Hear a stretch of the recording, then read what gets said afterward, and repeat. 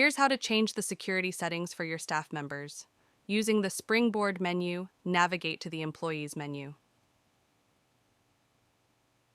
Once in the Employees menu, locate and select the option titled Designations.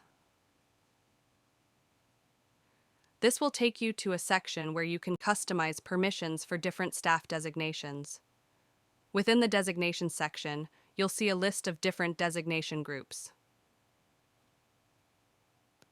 Click on the relevant designation for which you want to customize permissions in the field to the right. After customizing permissions for different designations, proceed to the Manage Employees option in the menu. Here, you'll find a list of all staff members. Find the staff member for whom you want to assign specific designations and click on their name. Within the staff member's profile, assign designations.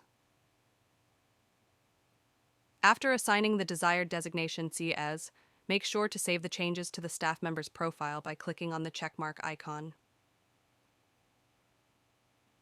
By following these steps, you should be able to modify security settings for your staff by customizing permissions for different designations and assigning specific designations to individual staff members as needed.